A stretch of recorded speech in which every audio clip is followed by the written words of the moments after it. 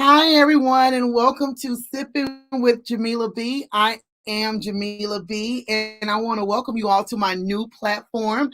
I know you all are used to seeing me talk about relationship stuff on what in the hell am I doing wrong, but I decided to change it up a little bit and have some different topics. So today we're going to be, sipping with Jameelah B, and I have a great guest on today. I have Mr. Spencer A. Murray. And Spencer is an educator and minister with over 25 years of teaching experience through classes, workshops, and speaking engagements. He inspires his audiences to release old programming and embrace new ways of thinking, acting, and being. He lives in Atlanta, Georgia with his wife, Erica. So, welcome, Spencer and Erica. Welcome to the Thank show. you. Thank Thank you for you, having me. Jameelah. Thanks for having us. We're excited Thank to be here. Yeah, so I'm sipping on, I usually probably would be sipping on some coffee or some type of detox, some kind of wine, but right now I'm sipping on a detox because I've been eating really, really bad and I need to get back on track. So, what are y'all sipping on, Murray, Mr. and Mrs. Murray? Well, we got some wine here, a little bit of wine here. So we'll have the bottle, little 13 crimes. 13 crimes wine. Gotcha. So yeah, Yes, we're doing yes. good. Okay, So sounds good. Sounds real good. Sounds good. Cheers, And Jameelah. mhm. What did you say, Cheers. Erica? cheers to you, Jameelah. Cheers, cheers. So pretty much, I came to know Spencer through our work professionally. Both of us work in the field of domestic violence. And Spencer wrote this book, Conspiracy of Silence, Religious and Patriarchal Roots of Violence Towards Women. And I thought it was an interesting book and it would be a great topic to discuss. And being that I've worked in the area of domestic violence for over 14 years, and Spencer has a lot of experience and a lot of expertise in this area, I thought it would be a great opportunity for him to come on and talk about this topic because I do believe that, a lot of, especially Black people, we were raised in, yeah, somebody said Snoop Dogg's wine. It is Snoop Dogg's wine. Yeah, it is. Yeah, that's what And I. so, Yeah. You had it right. yeah, so a lot of us were raised in, Christian churches and patriarchy was real, and a lot of the way we view our lives and how we conduct ourselves is based in that thought process. So I just want to ask Spencer, what encouraged you or inspired you to write this book?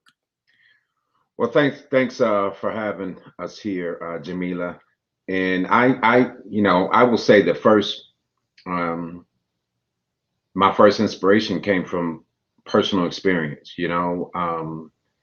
Challenges and I will say challenges and opportunities I had in relationships, and so I kept asking myself, what is it that has helped to form my perception of relationships? What is it that helped um,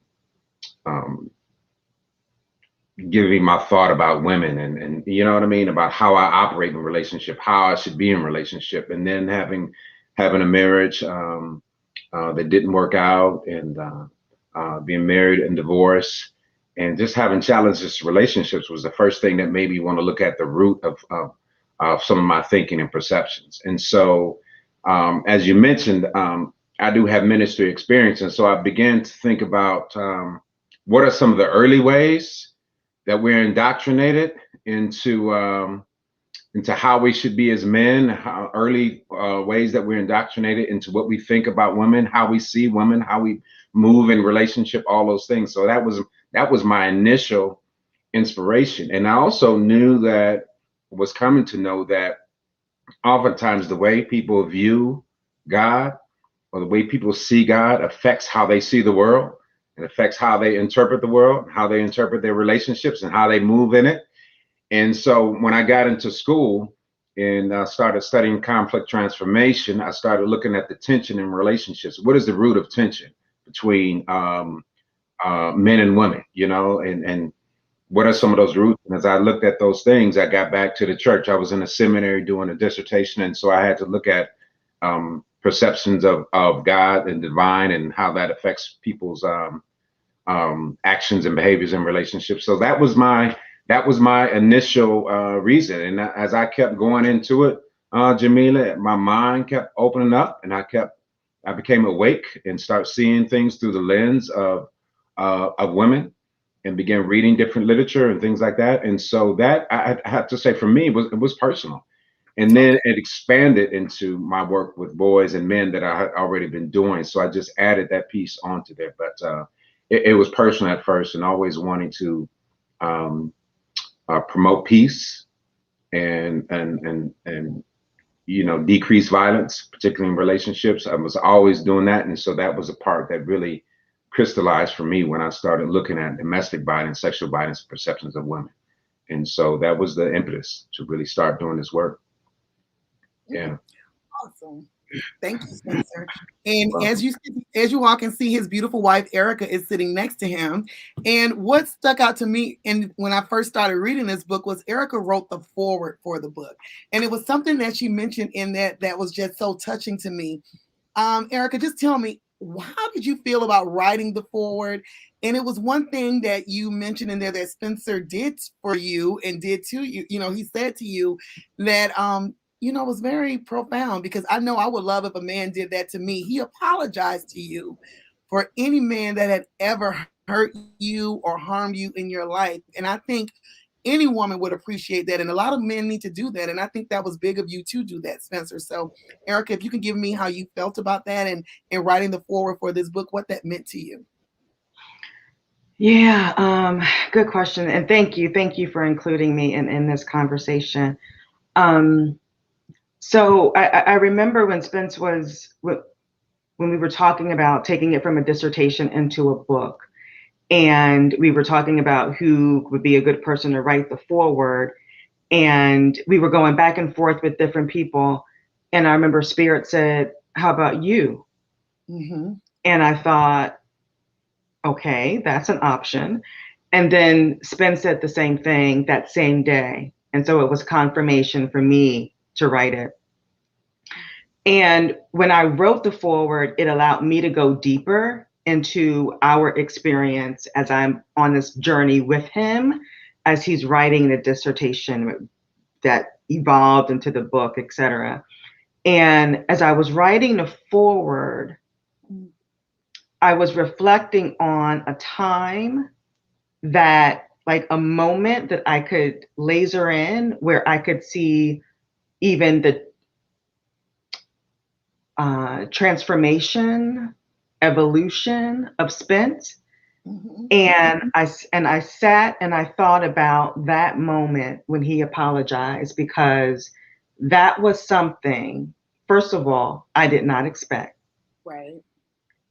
Secondly, I think there's so many women can relate to not understanding that some of that pain that we can go through, some of those, whether it's, just in relationship and being in relationship with men that were emotionally unavailable, and how that can turn into someone just, it can turn into trauma.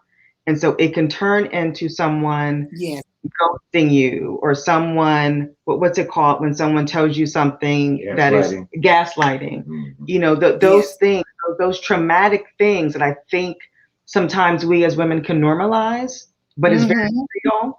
And we don't think of those things as violent, but they are. And so in going through this journey with him, having like a front row seat, when he came to me and stood in the gap, some moments there are no words to describe how I felt. Because words are limiting. They're limiting. They can be lacking, and that's how I felt. I did my best to describe it in the foreword, but I was hoping, including it in the foreword, that although he said those words to me, and not because he was perfect, not because he's was the perfect man in relationship, but I acknowledged that he stood in the gap and said, I recognize, I empathize with the pain that past relationship has caused. And I am apologetic for that. So I'm hoping that although he did that to me, said those words to me, that other women would be able to feel that too. And I'm glad you said that, Erica, because I felt it. Because I have, I didn't realize as much that when you're in relationships with someone and they take you through a lot of trauma or an emotional roller coaster, that is trauma, that is abuse. And when I read that, when Spencer said that, I said, my God, somebody gets it. Somebody feels where we've been. So I did feel it. It was not directly, but I felt it. So you're right. I think other women who read this book, they will get that same, understanding from it. So yes, thank you. And I'm glad that you did bring that up, because that segues into a lot of the other stuff that Spencer brings up in the book about, in relationships, how that kind of trauma, which it is trauma and abuse on women, that a lot of men don't even know that they're doing. They're not even aware of it. So yeah. That's right. Mm-hmm. Yeah.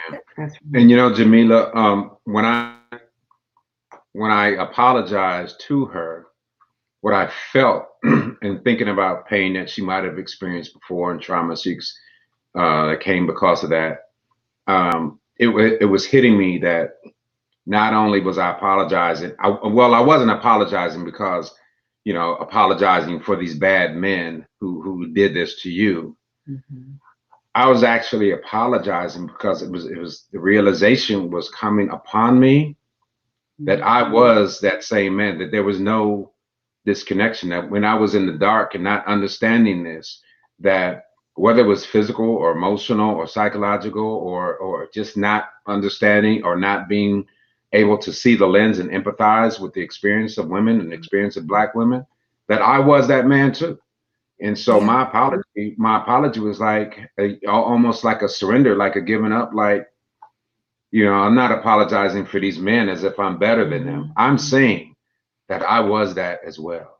And so the apology was not just, it was a broad apology for our experience, our experience, Black love experience, our personal experience, all that, and so that was a very significant moment. I think we both were crying in that moment.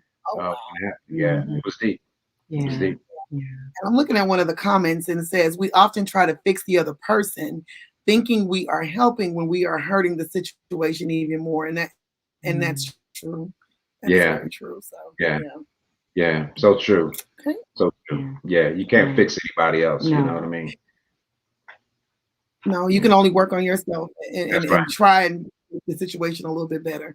So if Erica, if you didn't want to add anything else, just let me know. You're welcome to stay, but just let me know. I'm gonna have you definitely take some more time with Spence. And again, thank you so much. I look forward to the great conversation. It's gonna be good. Thank you. And I appreciate you being here and giving your insight. I really do. Thank you. You're welcome. Anytime. Okay, thanks.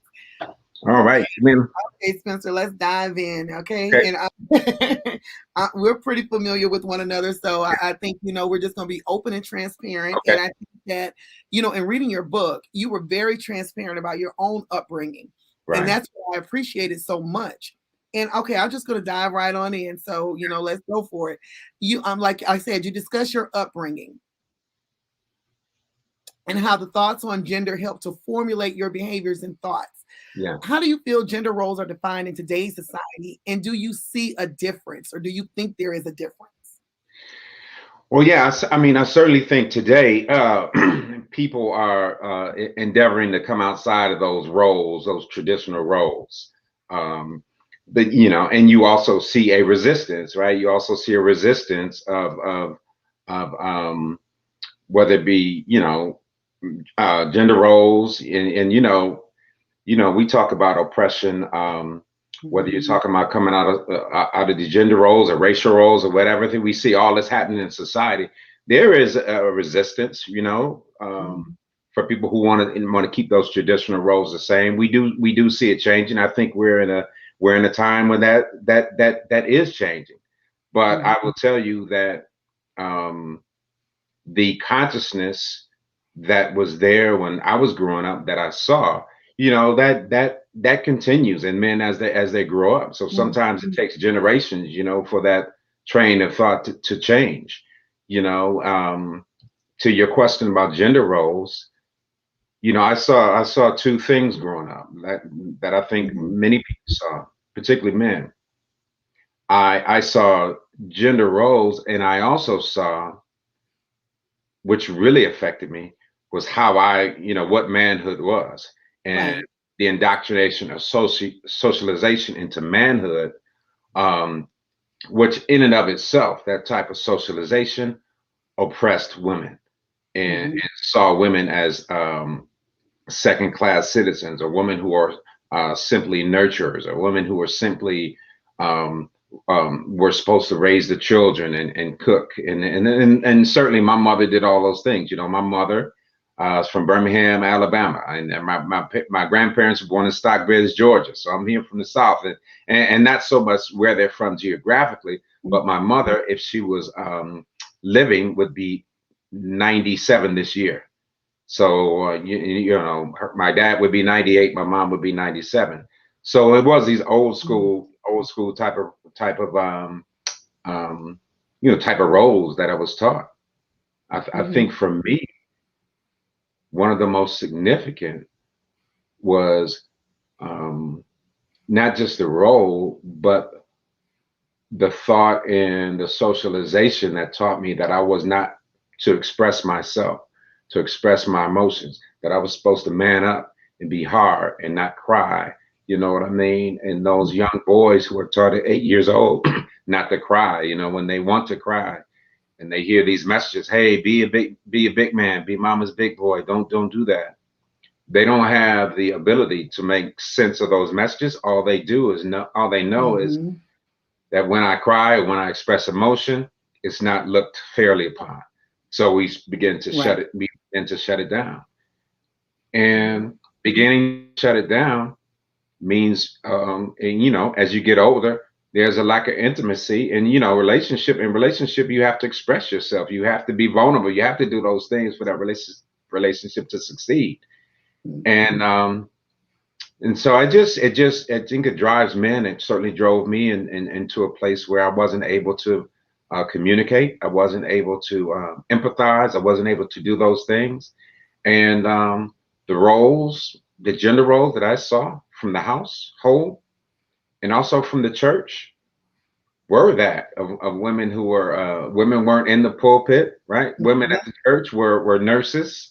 They Yes. might have been Sunday school teachers. While they were good teachers, they were the Sunday school teachers. Rarely Mhm. had a man who was a Sunday school teacher.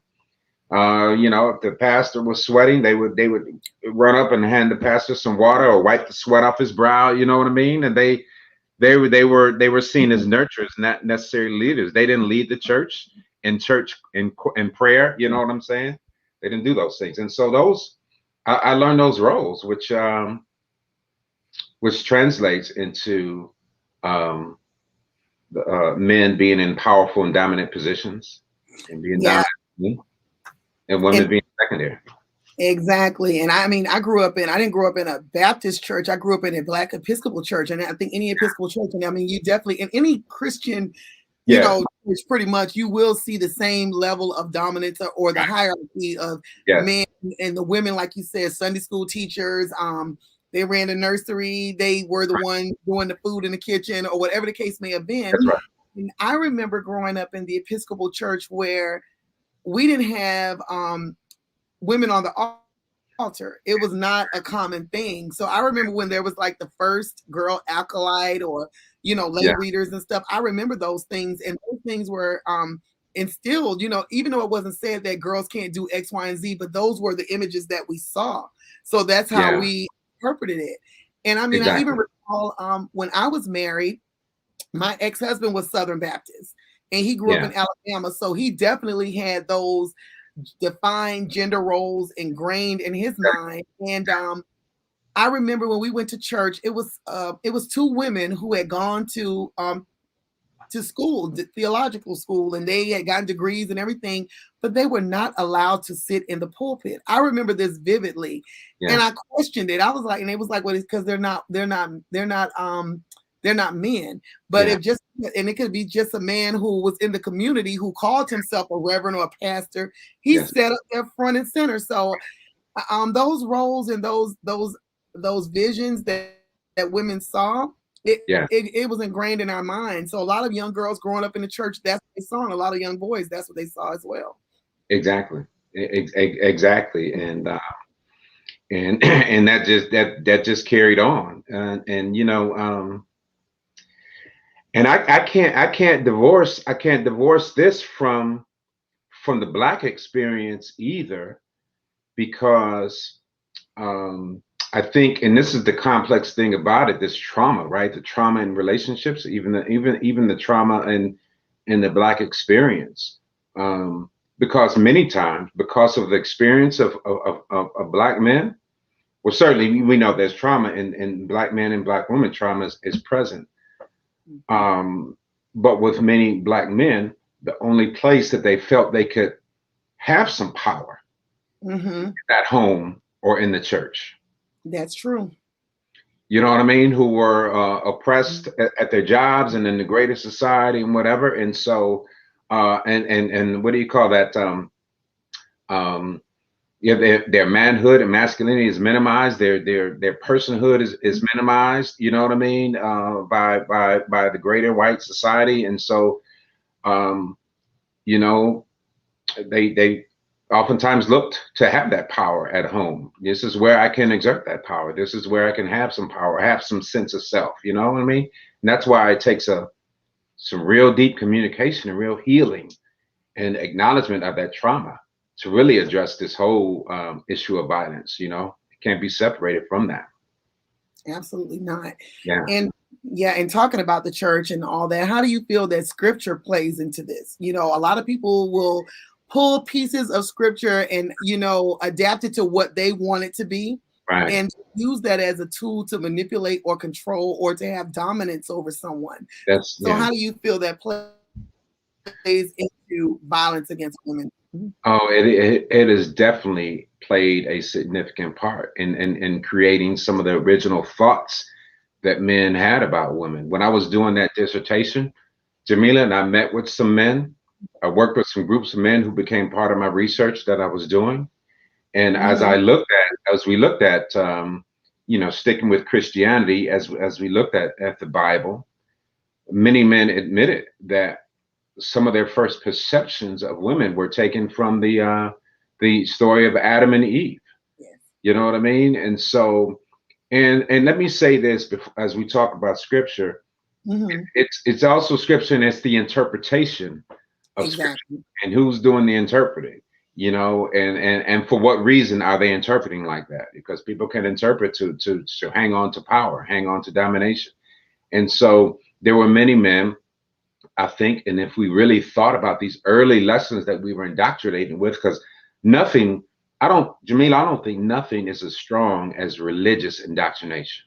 Man, that is, religious indoctrination is strong when you talk about, you know, the divine and you talk about God. I mean, that's a strong attachment. But if you look at the Adam and Eve story, and men say, hey, my first impression of women, or my idea that I get from this story that's being interpreted to me in a certain type of way, is women can't be trusted. Yeah.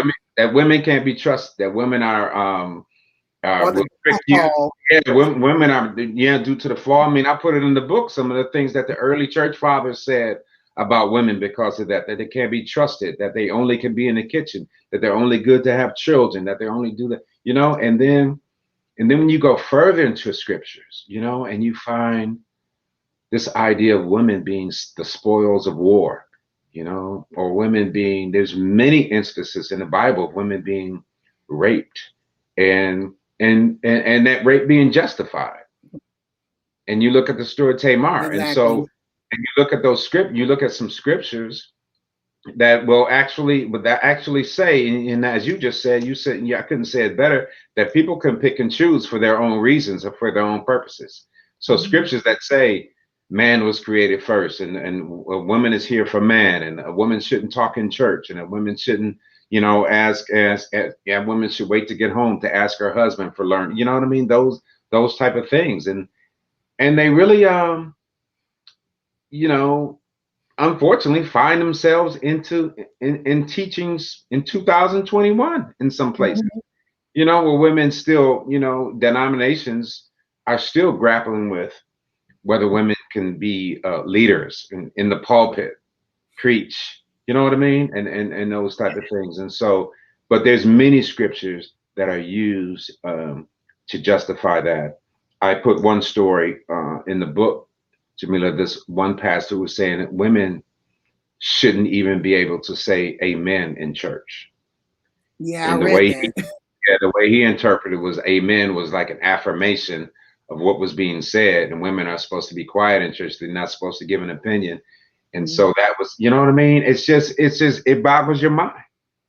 It Yeah, boggles your mind. But that train of thought, if we don't look at the roots of where that comes from, that train of thought kind of starts early and it finds its way. And mhm. then, religion and religious teachings, oftentimes in the church, finds itself being very antiquated. Yes.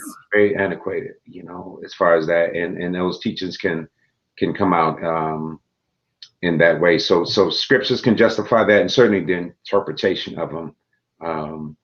Um, and that's why that religion and patriarchy thing is very closely related. Because if it's interpreted through a patriarchal lens, then Absolutely. that's what you're gonna get. Yeah.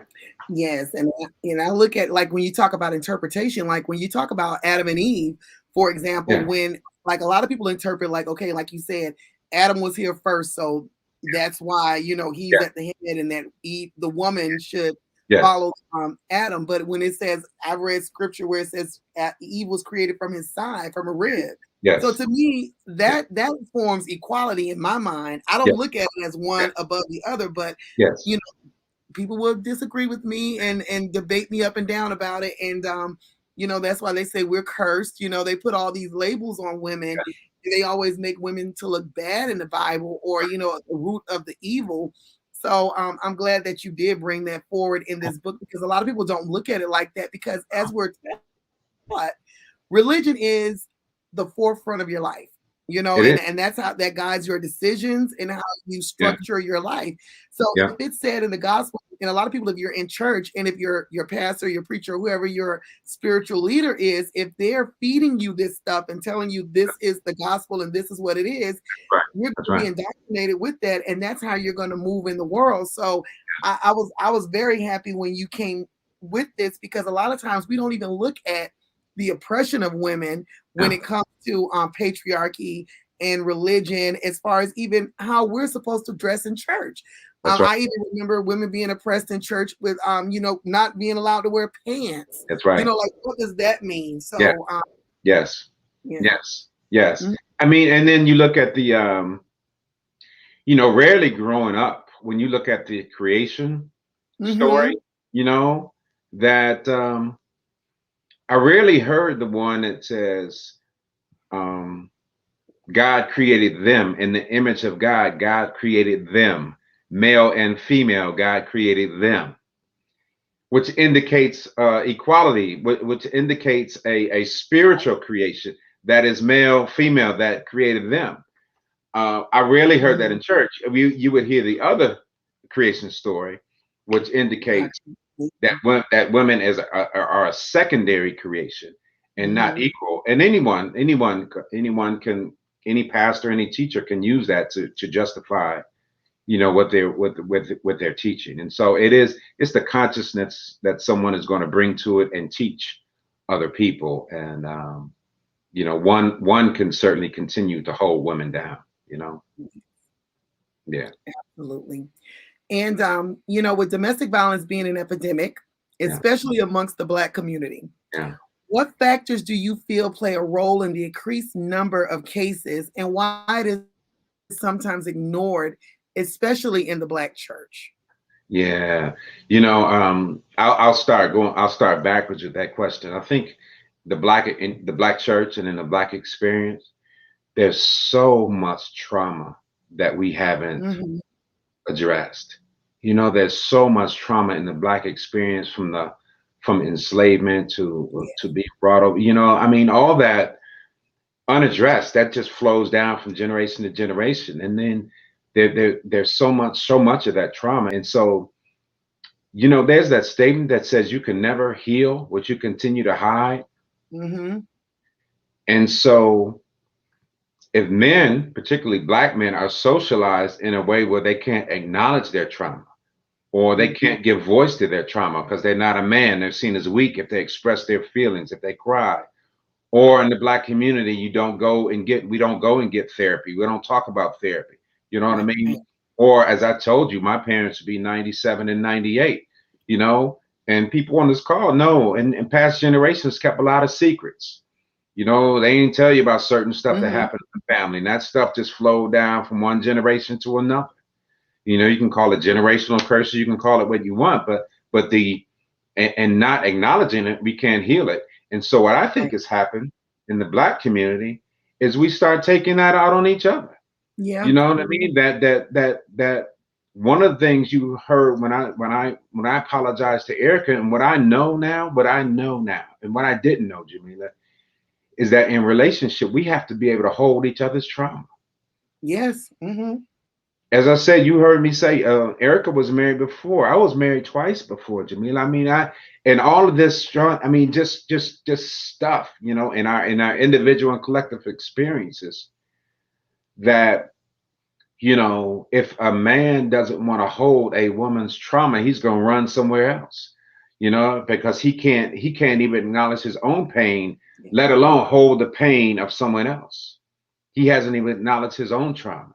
And so what you have is yeah, violence increasing because it's not just physical anymore. It's, you know, as you all were saying earlier, it's gaslighting. It's making you Mhm. think, you know, one way. You know, it's telling you that the sky is red when it's really blue. It's telling you that it's this way when it's really that. You know what I mean? It's emotional. It's emotional withholding. Um, you know, it's claiming the truth and trying to be the authority, and not listening. All those things are abusive. Yes. And so I think we find it. I think let me say this too. I think we are at a tipping point. I certainly am an optimist and believe that we are going toward the light, but Mhm. sometimes you have to go down into the darkness to get there, right? You have to go through the darkness to get to the light. And I think Right. I think we're at that point. Um, there's a saying that says that the cave you fear to enter holds the treasure that you seek. I love that quote. The cave that you fear to Mhm. enter holds the treasure that you seek. So we're afraid to go Mhm. deep down into our trauma, into our pain, and let that out. Mhm. Then we can't really heal and go forward. And we'll just keep abusing one another, you know, and we'll keep moving from relationship to relationship, or doing this or doing this, or self-medicating, because Mhm. men Yes. who haven't been allowed to express themselves have these. So it's not, you know, as I was talking about that 8-year-old boy who's taught not to cry. Mhm. So men grow up and just are that same little boy. He's just in a bigger body, he's just a man now. And so it's not that they don't have the feelings, they've been taught that they can't emote them or express them. Right. And so the confusion can make us self-medicate. Mhm. So that's been part of my experience, to drink or to smoke or to isolate themselves, depression, all of that, because not knowing that you have been taught to suppress your whole humanity for this idea of being a tough man. You know what I Mhm. mean? And it's violent towards self, and then it can be violent towards those closest to you, and violent towards the community. And so until that's addressed, I think we'll still see that. We'll still see that violence. Yes, absolutely. And what was the shift for you? What was the tipping point for you to make you say, "Okay, I need to change some things. I need to reevaluate some stuff Yeah. within Thank myself." yeah. Because I love when you talk in the book about how, you know, and I think most men are socialized that way to just, you know, pretty much, I would say, collect women, or, you know, how many women they can have, and it's an ego boost for them. Yeah. So what made you shift in that thought process? Pain. A lot of Mhm. pain.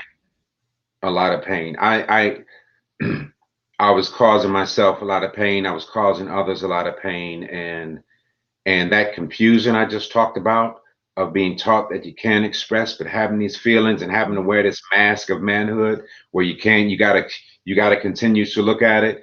And I'll tell you, you know, it was reinforced by, you know, at 18, 19 years old, I pledged a fraternity. You know what I mean? That just continued to reinforce this idea of tough manhoods and stuff like that. And you know, it just took me deeper into it.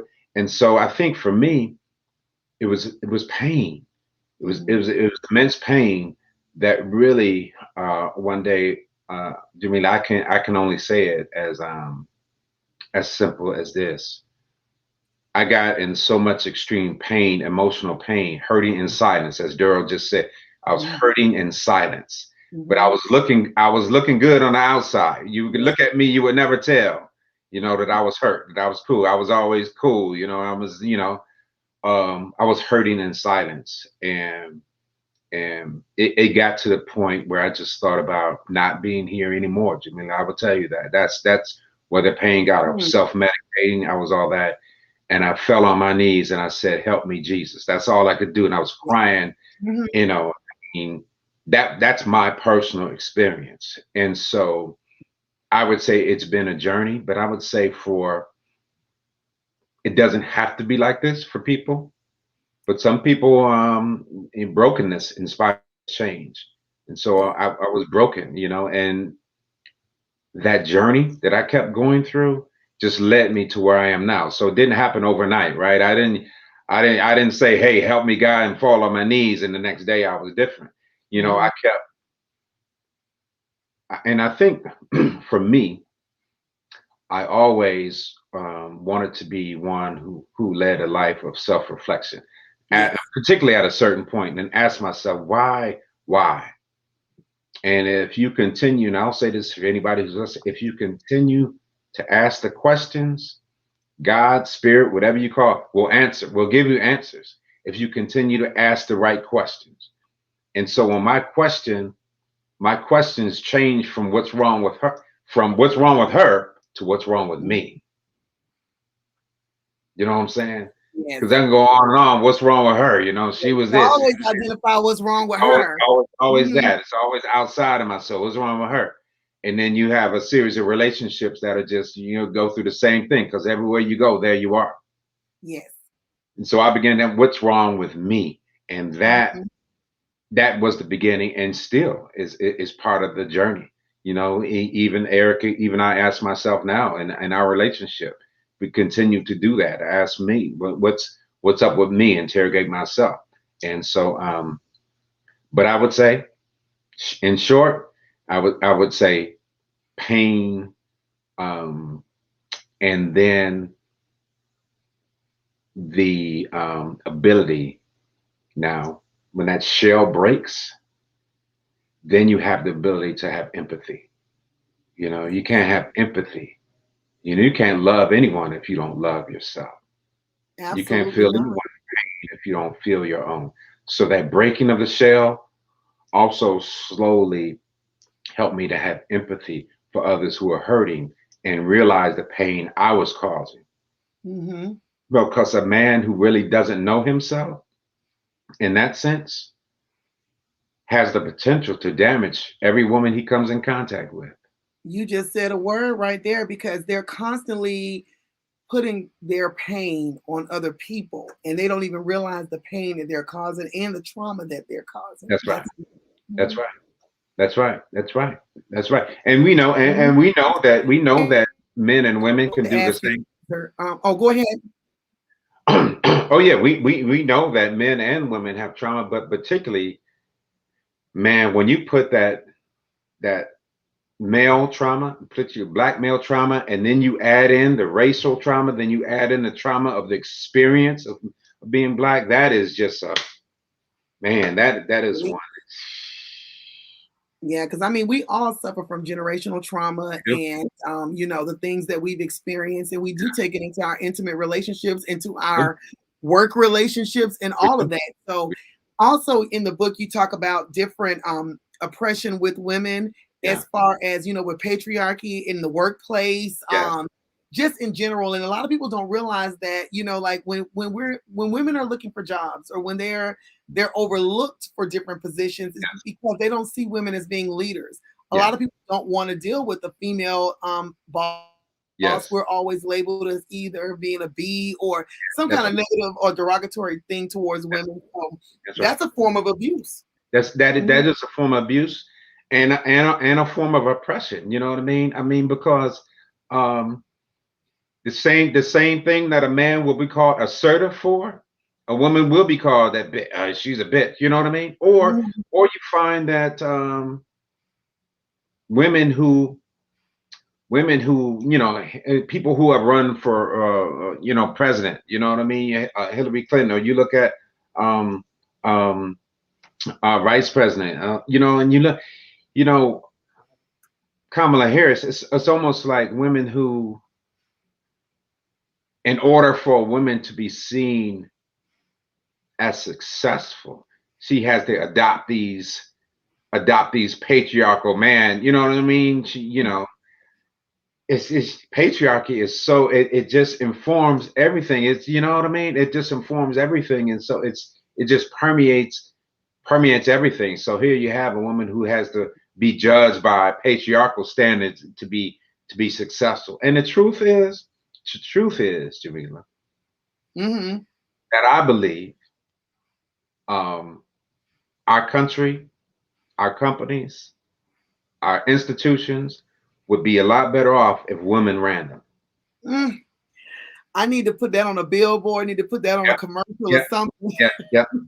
And Mhm. understand what I'm saying. I'm saying this because we know that there's energy, there's masculine energy and there's female energy. Mhm. Too often it's been separated, right? Where men do not understand that they also have feminine energy. You know what I mean? And women don't understand they have masculine energy, but we separate the two, and we just put them in these two little boxes. So it is the women with that who can bring that energy, particularly I believe black women. I mean, I just think it's the time. I mean, we see it, we feel it. Um, whether you're talking about black girl magic or black women, I mean, it is the time, I think, for the feminine energy um, to lead us into a new dispensation, a new way of thinking, a new way of being. But as we said earlier, there's always going to be that resistance, right? Right. There's And always then going to you be have And then you have, successful platforms out there with black men leading them yeah, that are discrediting women, especially black women, saying, putting like when you talk about the masculine energy, yeah, they're saying that black women just carry all this masculine energy, and that's why we're not likable or we're not attractive. All of those things are placed. You have people who are spitting this stuff out there, and it's getting into the minds of a lot of men. I'm not going to even mention the gentleman's name on the platform because he really makes me physically ill. right, But it's a lot of that thought process that's going on out there. So I know in your book you talk about changing the narrative, yeah, and I know you do a lot of work with men and boys, and you have a like a lot of them about patriarchy. They don't even know like about male privilege. A lot of people don't no, even know that they're exuding male privilege or they're participating in it. And when no. you do these, when you work with these men and these boys, how do you talk to them about accountability and their male privilege and just patriarchy in general? Well, and oftentimes that's a good question. Again, thanks for asking it. Particularly with black men and young black boys, but particularly black men too.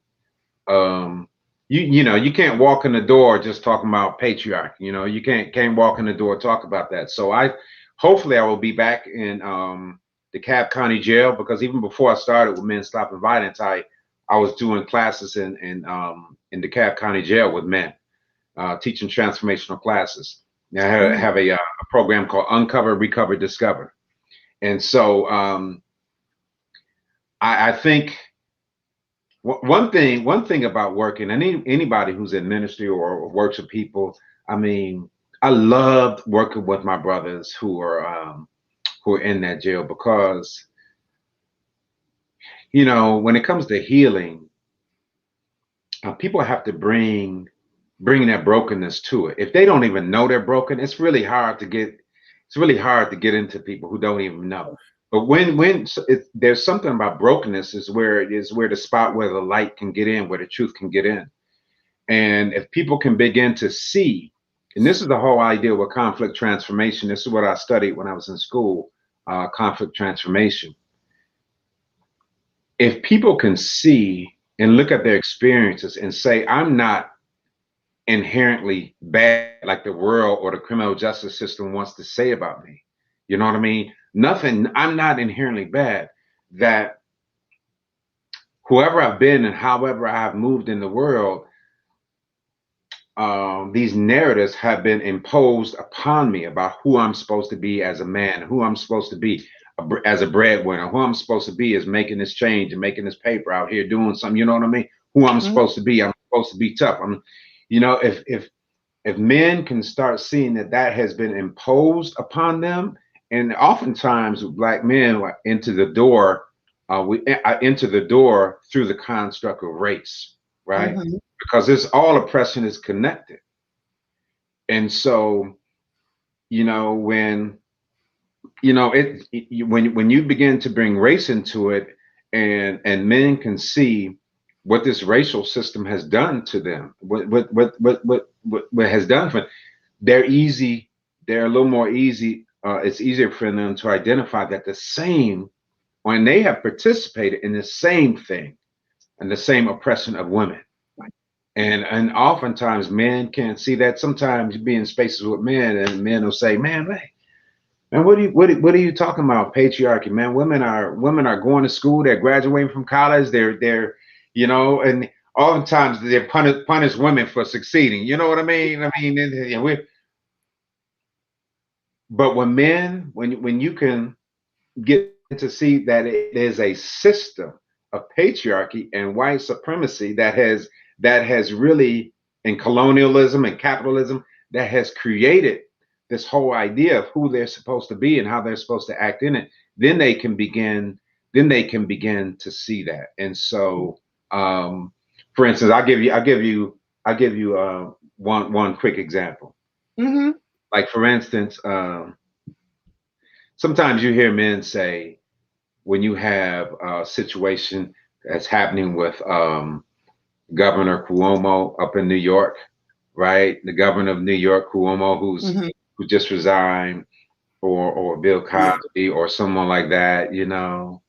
I hear men say, man, you know, that's BS, man. You know, that happened 30 years ago. That happened 30 years. People bring up what happened 30 or 40 years ago. You know, they'll take that stance, right? Right. And as if these men shouldn't be held accountable for 30, 40 years ago. But then I see a story like this black man who was wrongfully incarcerated and spent 26 or 30 years in jail. And as a black man, now you want to say, well, yeah, now justice should be given to there is no statute of limitations. It should well, if it's good for that man, it should be good for anybody who's facing justice. That there is no statute of limitations on justice. So why hold it for someone else, and you don't hold it for somebody else? And see, so this patriarchy goes really deep, and it goes back toward what we talked about from the beginning. Sometimes this whole idea that women are lying, that they can't be trusted, that if you find a situation where some woman might have lied on some guy, yeah. Do you have a situation like that? Yeah, you have those sometimes. But we know that the overwhelming majority, we already know that, are telling the truth, that this is what happened. And there's reasons why women didn't say anything at time. You got the power dynamics, you got so many things. You got they wouldn't be believed anyway. They wouldn't. And I mean, a lot of times women don't want to go through the scrutiny. Because look at those women who came out about Bill Cosby.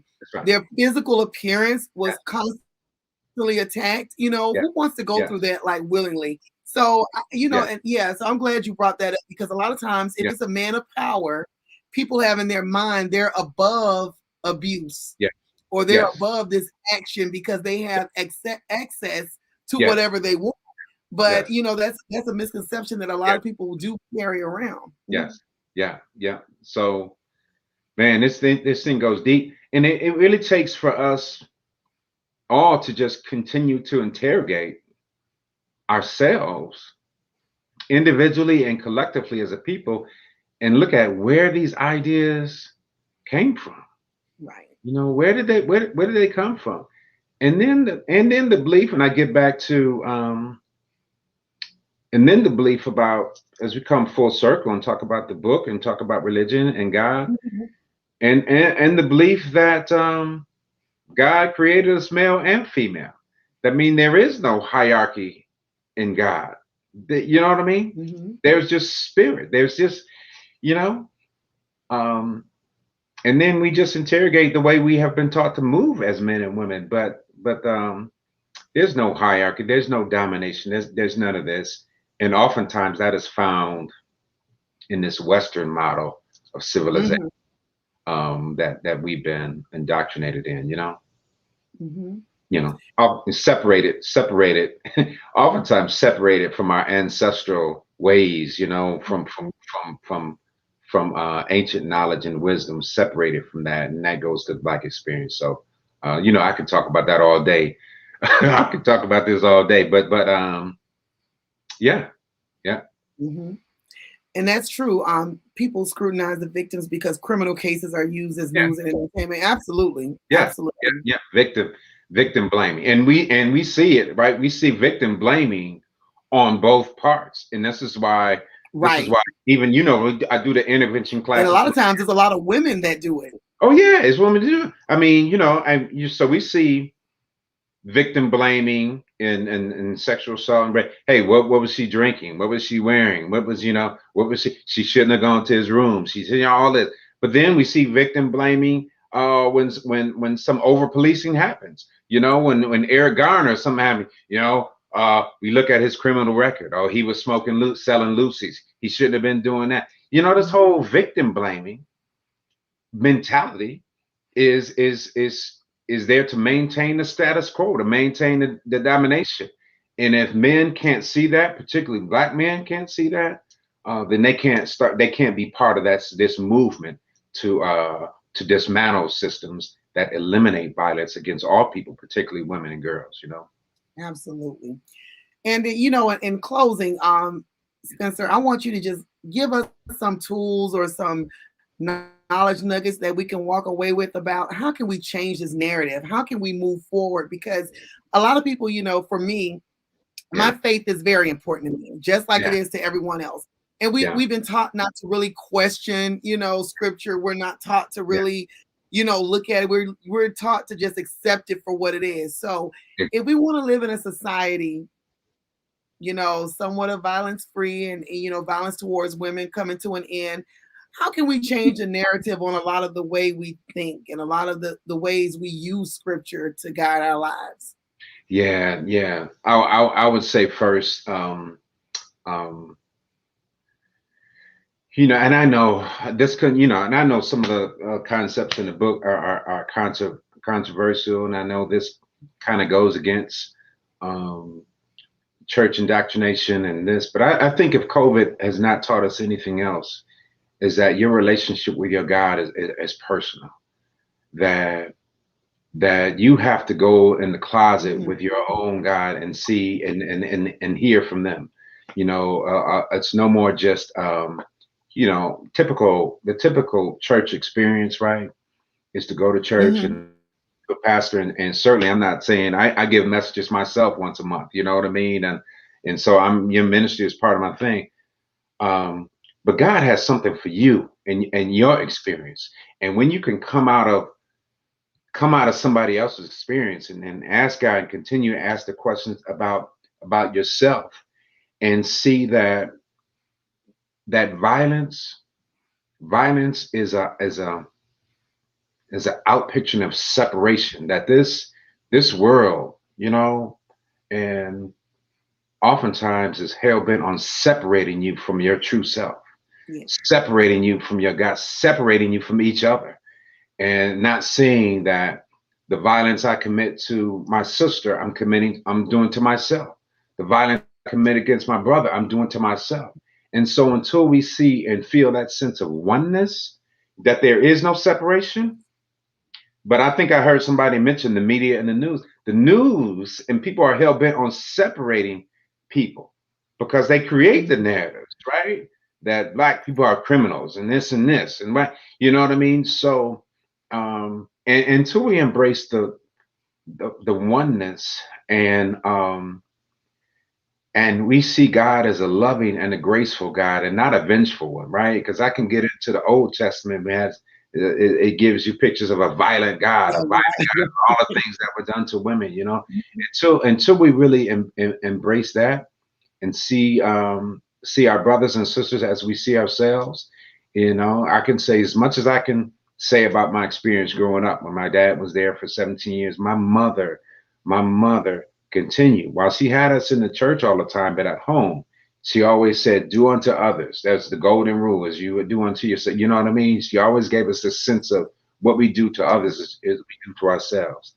And begin to realize, Jameelah, I think that as we get older, to realize that success and prosperity is about your relationships and the inside. It's not about acquiring things outside of yourself. It's not about the house. It's not about the car. It's not how much your salary. It's not about those things. So I think that whole consciousness needs to be changed to begin to change the narrative.